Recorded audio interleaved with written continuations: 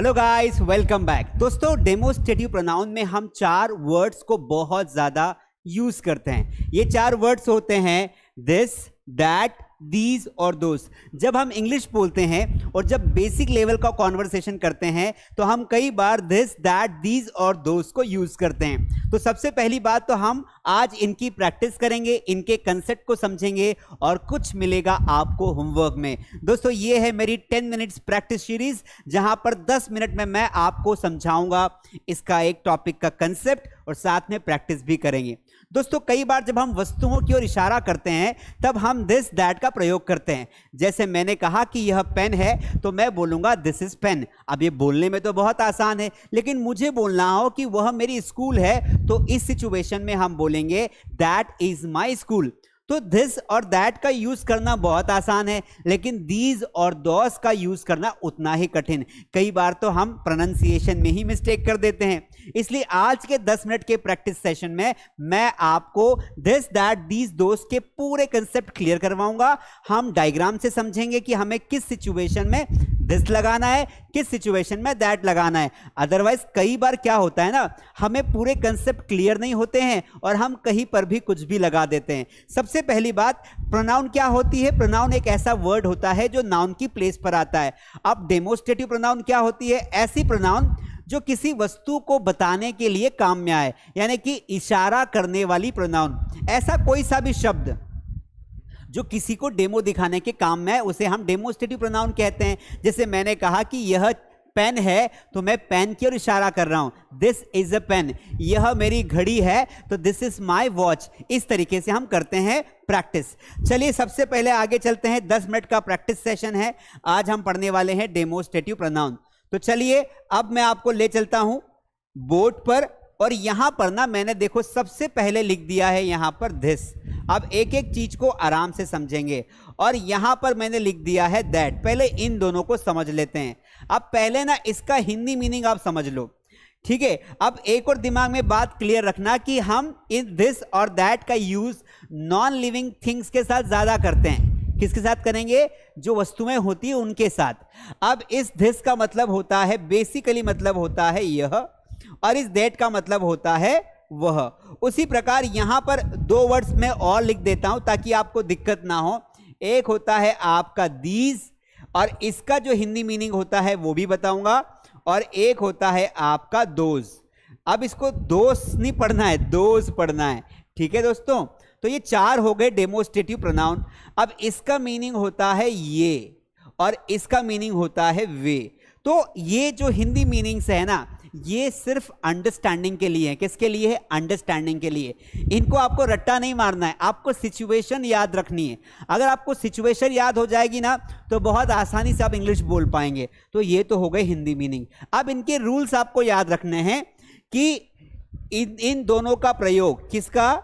इन दोनों का प्रयोग केवल एक वस्तु के पहले किया जाता है, यानी कि दिस का प्रयोग और दैट का प्रयोग दोनों का ही इस्तेमाल हम सिंगुलर वर्ड के पहले करते हैं, जबकि इन दोनों का प्रयोग हम करते हैं प्लूरल नाउन्स के पहले या प्लूरल ऑब्जेक्ट्स के पहले करते हैं। तो ये आपको दिमाग में रखना ही पड़ेगा। अब इतना समझ में आ गया। अब देखिए, इनमें जो रूल होता है वो दूर पास का होता है, तो वो रूल मैं आपको बाद में समझाऊंगा। पहले मैं आपको कंसेप्ट समझाता हूं, नहीं तो कंफ्यूज हो जाओगे। जब कोई वस्तु एक होगी तो आपको दिस या दैट में से कोई लगाना है। जैसे मैंने कहा, ध्यान सुनना, मैंने कहा यह पेन है। ये बहुत सिंपल सा एग्जांपल है। यह पेन है तो मैं क्या बोलूंगा? This is pen, this is a pen. है ना आसान? लेकिन अभी इसमें बहुत सारे रहस्य छुपे हुए हैं, इसलिए वीडियो के लास्ट तक बंदे रहना, कुछ होमवर्क भी देके जाऊंगा। मैंने बोला कि वह मेरी स्कूल है, वह मेरी स्कूल है। इसे कैसे बनाएंगे?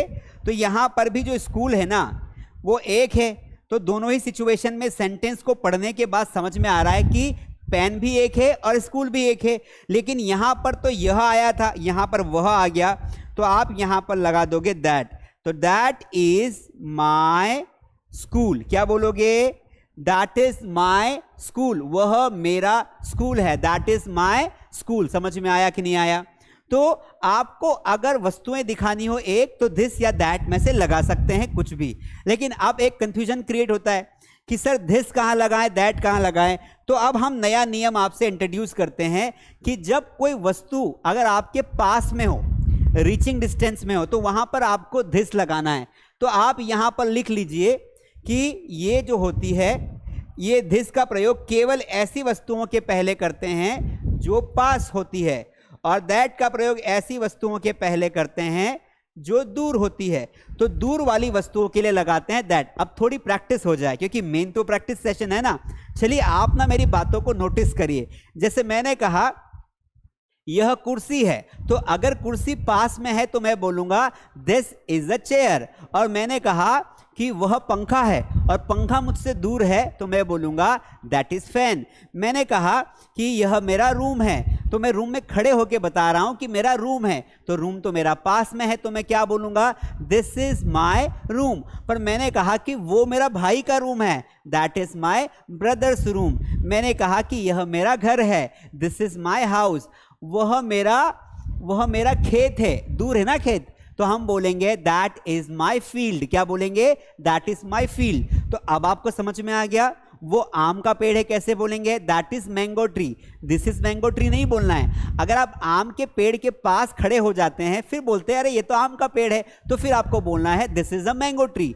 पर अगर दूर से बता रहे हो कि देखो वो दिख रहा है ना, वो तो आम का पेड़ है, तो दैट इज मैंगो ट्री। समझ में आ गया, क्लियर है।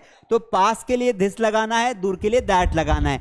अब आ जाते हैं दीज और दोज पर। अब इतना ध्यान रखना है कि इनके साथ हमेशा प्लूरल ऑब्जेक्ट आता है। क्या आता है, प्लूरल ऑब्जेक्ट आता है। तो प्लूरल ऑब्जेक्ट होगा तो हेल्पिंग वर्ब भी प्लूरल लगेगी। तो ध्यान रखना है कि ये जो है ना, अब ये जो दीज है ना, पास की वस्तुओं को दिखाता है।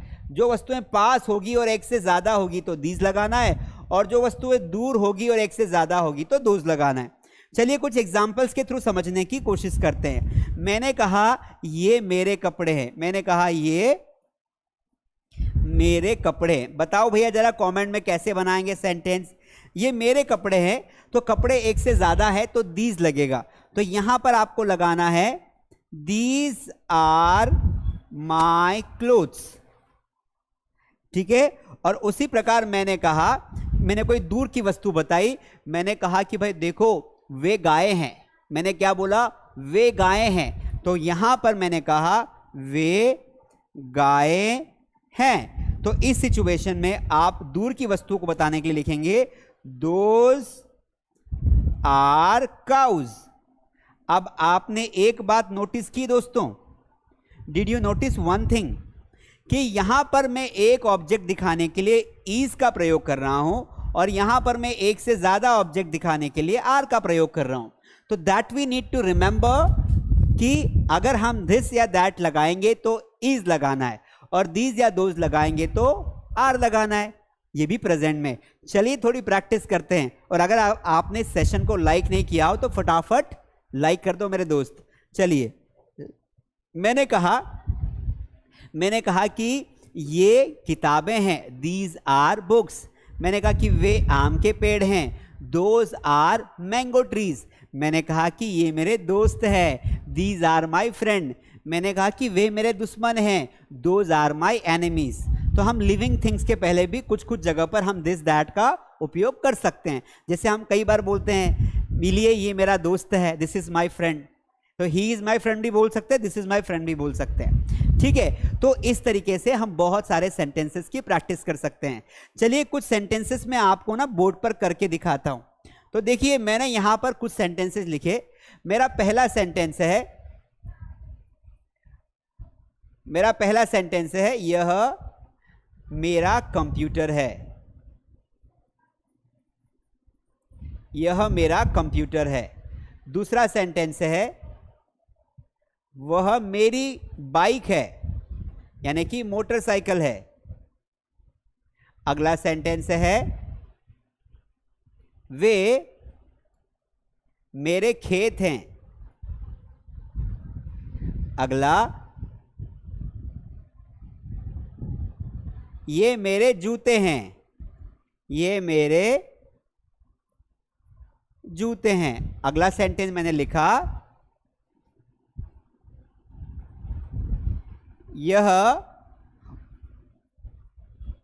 यह उसका मोबाइल है,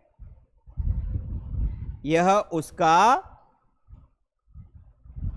मोबाइल है। ठीक है गाइस, तो आप इस वीडियो को पॉज करिए और पॉज करके पहले इन सेंटेंसेस को मन में बनाइए। अगर आप पेन कॉपी लेके बैठे हैं तो पेन कॉपी से बनाइए, नहीं तो मन से बनाइए। अब हम इन्हें इंग्लिश में ट्रांसलेट करके देखते हैं। तो हमारा पहला सेंटेंस ये है, दूसरा ये है, तीसरा ये है, चौथा ये है और पांचवा ये है। तो कैसे बनाएंगे? तो यह मेरा कंप्यूटर है, तो आप बोलोगे दिस इज माय कंप्यूटर। वह मेरी बाइक है, तो बाइक दूर है, तो हमने बोला दैट इज माय बाइक।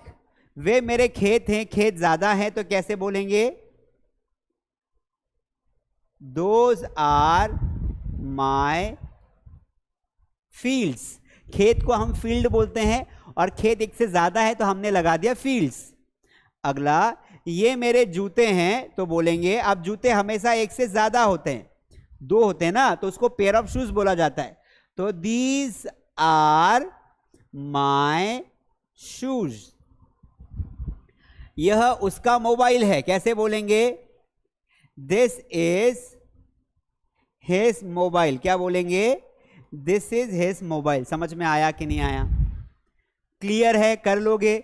अब आपको ना एक टास्क दे रहा हूं कि आप जहां बैठे हैं वहां पर जितनी भी वस्तुएं आपको दिखाई दे रही है, जितनी भी वस्तुएं आपको दिखाई दे रही है, उन सभी वस्तुओं को आपको क्या करना है?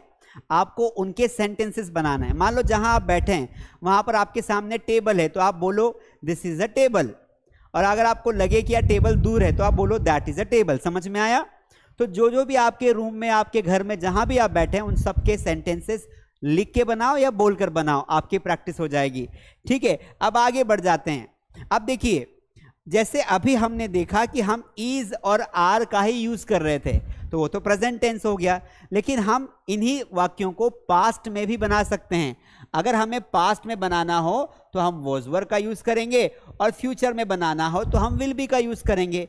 जैसे वह किताब है, तो हमने बोला दैट इज अ बुक। मैंने कहा कि वह किताब थी, मैंने क्या बोला? वह किताब थी। मैंने बोला वह किताब होगी, वह किताब होगी। इस situation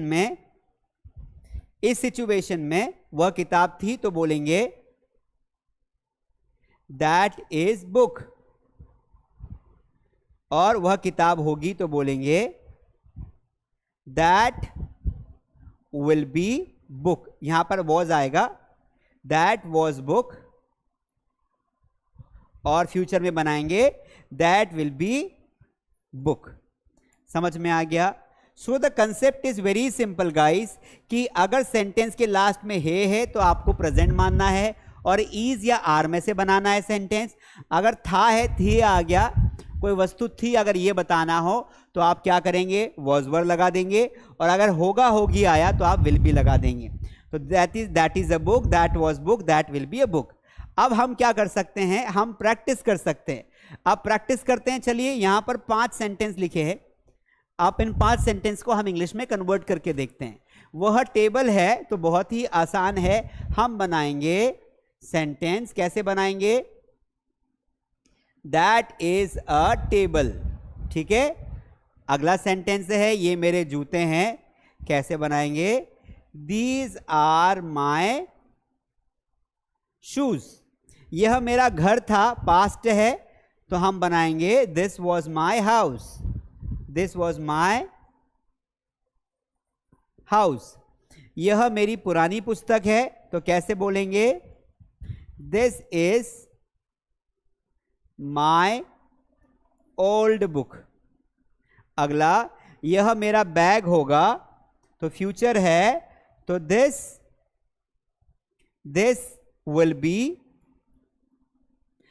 will be my bag. आया समझ में? So in this way you can practise, और बहुत आसानी से आप इनकी प्रैक्टिस कर सकते हैं।